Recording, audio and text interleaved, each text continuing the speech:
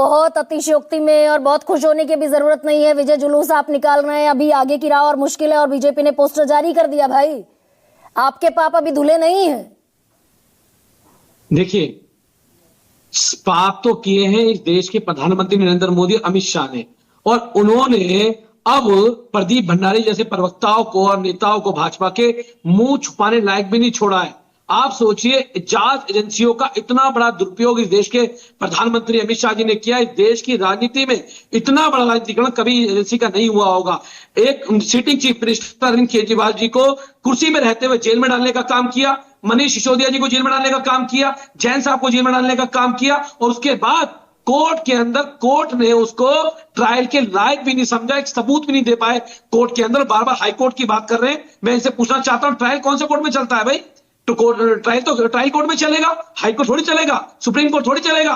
जब trial court ने ही उसको उसके लायक ही नहीं माना, ट्रायल के लायक भी नहीं माना, और उन्होंने कह दिया एक भी एविडेंस नहीं था। और ये बात हम शुरुआत से कह रहे थे गरिमा जी कि इस केस में एक भी एविडेंस नहीं है, ये केवल राजनीतिक द्वेष के कारण अरविंद केजरीवाल जी की छवि को खराब करने के लिए बनाया गया केस है, और इन्होंने पूरा का पूरा प्रोपेगेंडा रचने का काम किया। लेकिन आज भारतीय जनता पार्टी और उनके नेता मुंह दिखाने लायक नहीं है। मैं तो कहता हूं इस देश के प्रधानमंत्री को नाक रगड़ के माफी मांगनी चाहिए, अमित शाह जी को माफी मांगनी चाहिए कि उन्होंने देश की राजनीति एजेंसियों का दुरुपयोग करने का काम किया, सीबीआई की साख पे अच्छा, आप इतने पाक साफ हैं कुलदीप कुमार, आप इतने अगर पाक साफ हैं तो वो जो कमीशन लिया जाता था शराब व्यापारियों से, वो 6% से बढ़ाकर 12% क्यों कर दिया आम आदमी पार्टी ने? भाई मैं तो पूछ रहा हूं ना, ये बात तो सीबीआई ने पूछी, क्यों नहीं बता पाई? सीबीआई क्यों नहीं बता पाई? क्यों भाजपा के जो प्रवक्ता बैठे हैं ये क्यों नहीं बता पाए? कोर्ट ने क्लियर कट कहा कि कोई कमीशन का लेन देन नहीं हुआ, और कोर्ट ने क्लियर कट ये बात कहने का काम कही, और उन्होंने तो ये तक कह दिया कि सीबीआई के जो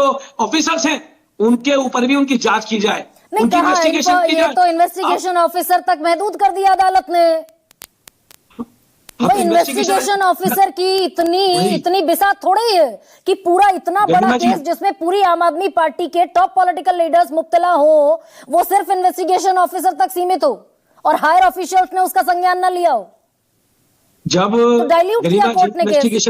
जब इन्वेस्टिगेशन ऑफिसर फंसेंगे तो ऊपर वाले भी जरूर फंसेंगे, उन पे भी आंच आएगी जरूर। क्योंकि ये समझना पड़ेगा, सारे ऑफिसर को समझना पड़ेगा कि संविधान से ऊपर इस देश में कोई नहीं है। आज बाबा साहब अम्बेडकर के संविधान की जीत हुई है, इस देश की डेमोक्रेसी की जीत हुई है, और ये तय हुआ है प्रदीप भंडारी देशभक्त नेता है।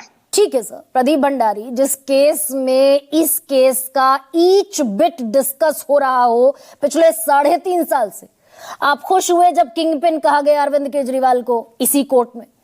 आप खुश हुए जब क्रिमिनल कॉन्स्पिरेसी का मास्टरमाइंड बताया गया मनीष सिसोदिया को इसी केस में?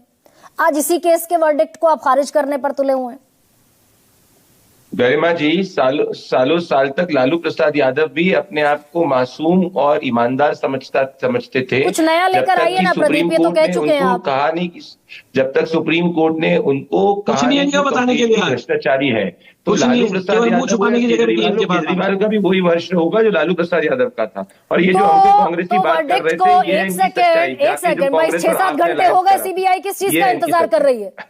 अभी तक तो सीबीआई को ऑफिशियली डिक्लेयर कर देना चाहिए था कि हम हायर कोर्ट जाएंगे। Garima ji, Delhi police special powers act के हिसाब से इसका निर्णय सीबीआई करेगी, भारतीय जनता पार्टी थोड़ी निर्णय करेगी। हम आम आदमी पार्टी थोड़ी कि पंजाब पुलिस को किसी पत्रकार के वहां पे भेजकर उसको गिरफ्तार करवाएगी। ठीक है। अब दरअसल ये हिस्टोरिक कहा जा सकता है जो आज राउज एवेन्यू कोर्ट की तरफ से 598 पन्नों का वर्डिक्ट आया है। खैर, अभी बहुत हो सकता है थोड़ी बहुत देर में सीबीआई की तरफ से भी ये ऑफिशियली अनाउंस कर दिया जाए कि हम हाई कोर्ट जाना है। अभी तक नहीं हुआ है। सबसे बड़ा सवाल में इतना है।